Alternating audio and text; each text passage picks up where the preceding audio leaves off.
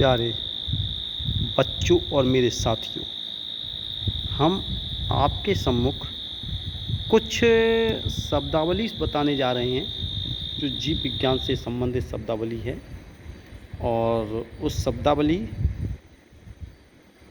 पर जैसे सबसे पहली शब्दावली हम आपको बताने जा रहे हैं वो इस प्रकार है कि जिस प्रकार से पहला है कि हम न्यूक्लियोसाइड क्या होता है। न्यूक्लियोसाइड ये परिभाषित शब्दावली हैं, टेक्निकल वर्ड्स हैं, और हम न्यूक्लियोसाइड को आपको दिखाते भी जाएंगे और बताते भी जाएंगे कि आखिरकार न्यूक्लियोसाइड क्या होता है।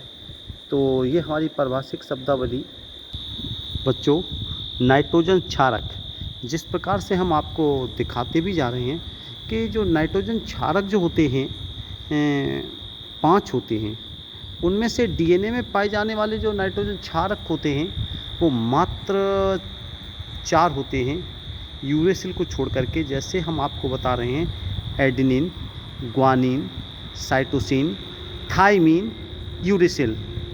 अब इन 4 नाइट्रोजन क्षार में से कोई भी एक नाइट्रोजन क्षार अगर शर्करा, जिसको 5 कार्बन वाली शर्करा या पेंटो शर्करा कहते हैं, उसके साथ जुड़ता है तो ये न्यूक्लियोसाइड बन जाता है। न्यूक्लियोसाइड कहते हैं इसे, अर्थात न्यूक्लियोसाइड में नाइट्रोजन के साथ में 5 कार्बन वाली या पेंटो शर्करा या राइबो शर्करा जुड़ी होती है। मेरे साथियों, आपको ये बता दें, ये जो शर्कराएँ जो बनती हैं इनको अलग अलग हम नामों से भी जानते हैं। जिस प्रकार से उदाहरण के तौर पर हम तो आपको बता रहे हैं कि जैसे अगर शुगर के साथ में थाइमिन जुड़ जाता है तो इसको हम थाइनोसाइन कहते हैं, और थाइमिन के साथ में अगर एडेनिन जुड़ जाता है तो एडिनोसाइन के नाम से जानते हैं। थाइमिन के साथ अगर कहने का शुगर के साथ में अगर एडेनिन जुड़ गया जाए तो एडिनोसिन, और थाइमिन के साथ में शुगर जुड़ जाए तो थाइनोसिन, इसी प्रकार से ग्वाइनोसिन, इस प्रकार से साइटोसिन, इस प्रकार से इन न्यूक्लियोसाइड्स के नाम होते हैं। अब हम आपको बताते हैं आखिरकार एंटीकोडॉन क्या होता है। एंटीकोडॉन, तो हम आपको एंटीकोडॉन के बारे में बता रहे हैं। एंटीकोडॉन का तात्पर्य है कि ट्रांसफ़र आरएनए जो 3 क्षार, ट्रांसफ़र आरएनए 3 क्षार जो मैसेंजर आरएनए के पूरक कोडॉन से युग्मित होता है, ये इसकी सटीक परिभाषा हो गई। ट्रांसफ़र आरएनए के ऐसे 3 क्षार जो मैसेंजर आरएनए के पूरक कोडॉन क्षारों से अनुकूलित होता है, एंटीकोडॉन कहे जाते हैं। जिस प्रकार से आपने अगर ट्रांसफ़र आरएनए का कहीं पर भी फिगर देखा होगा तो उसमें आपको स्पष्ट पता चल जाएगा किस प्रकार से ट्रांसफ़र आरएनए जो है, ये हम आपको एक चित्र के द्वारा दिखा भी रहे हैं कि ट्रांसफ़र आरएनए पर 3 क्षार ये एंटीकोडॉन के नाम से जाने जाएंगे।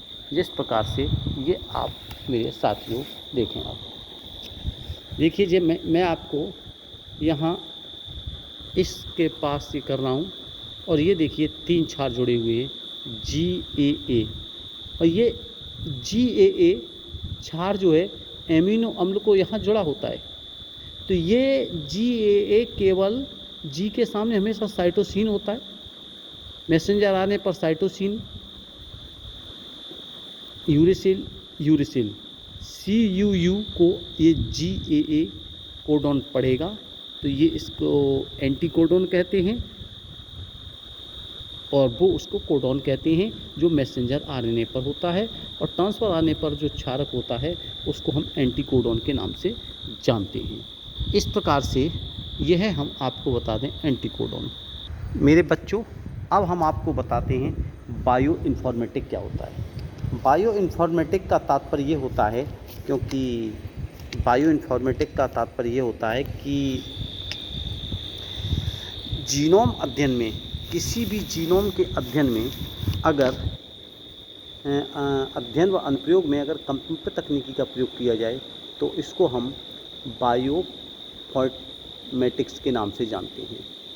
ठीक इसी प्रकार से कैपिंग का मतलब ये है जब मैसेंजर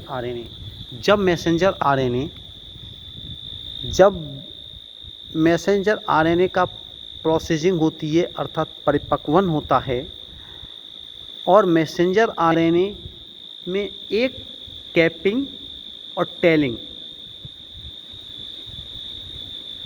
होता है।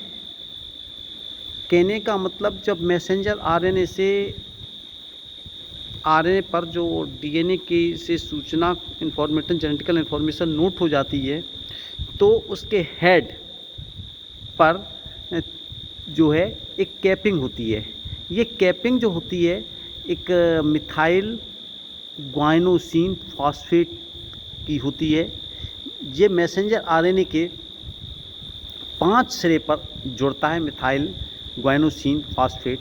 ये मैसेंजर आरएनए की रक्षा करता है, सेफ्टी करता है, इसीलिए हम इसे कैपिंग का नाम दिया गया है अर्थात कैपिंग कहते हैं। अब आता है कस्पिड जो है प्रोटीन के आवरण जिसके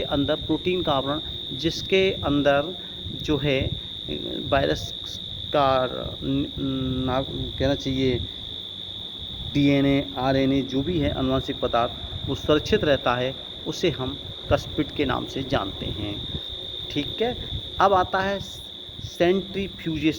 सेंट्रीफ्यूजेशन वो एक ऐसी प्रक्रिया है कि जिसके अंतर्गत जो अगर किसी कोशिका से डीएनए को अलग करते हैं या हल्की चीज़ भारी चीज़ को अलग अलग करना है, अलग अलग स्तरों में बैठाना है, तो एक विशेष प्रकार के यंत्र में बहुत तेज़ी से घुमाते हैं और इस प्रकार की प्रक्रिया से हम जो है हल्की भारी और मध्यम भारी बस चीज़ों को या पदार्थों को अलग करते हैं।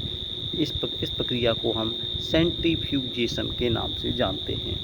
अब आता है चार्जिंग और ट्रांसफ़र आरएनए जब मैसेंजर आरएनए अपनी किसी जेनेटिकल इन्फॉर्मेशन को लेके आ जाता है तो ट्रांसफ़र आरएनए उस जेनेटिकल इन्फॉर्मेशन जो आनुवंशिक सूचना है उस जेनेटिकल इन्फॉर्मेशन से सूचना प्राप्त करने से पहले वो सक्रिय होता है और अपने साथ में जिस रीडिंग लेकर के एमिनो अम्ल को जोड़ता है मैसेंजर आरएनए पर लिखे हुए कोडोन को पढ़ करके।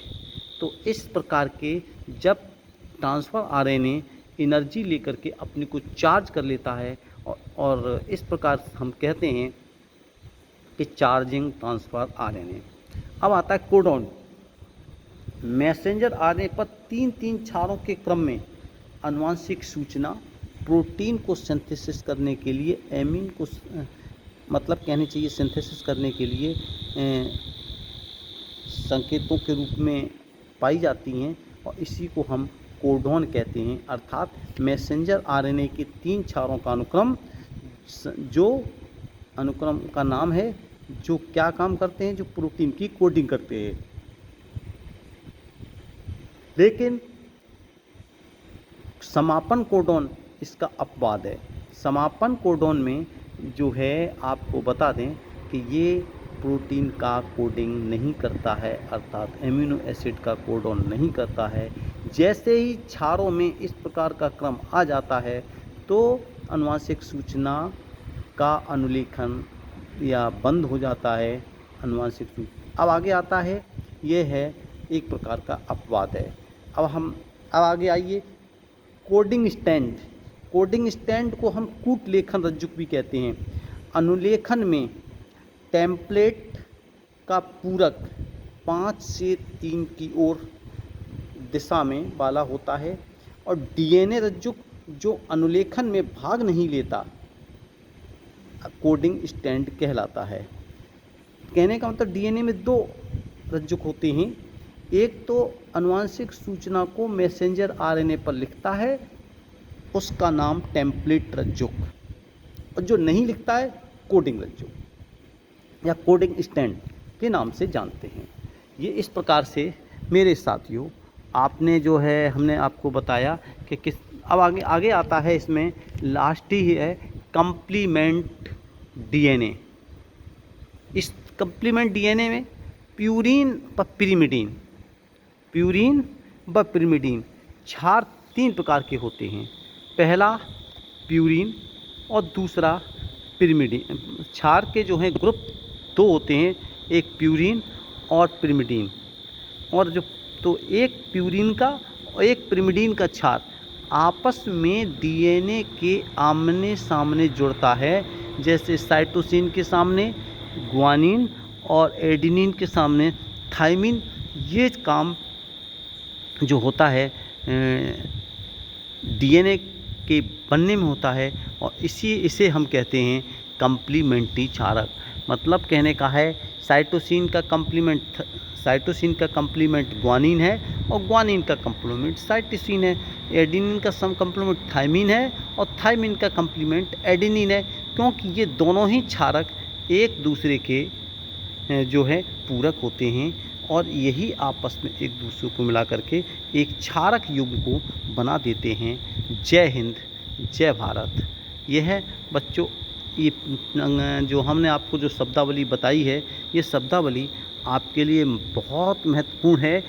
हम समझते हैं इसको तैयार करके बच्चे जो हैं कुछ बायोलॉजी के टिपिकल वर्ड जो आ जाते हैं, जिसमें लिखने में उन्हें दिक्कत होती है और समझने में दिक्कत होती है, उससे उनको मदद मिलेगी। जय हिंद, जय भारत।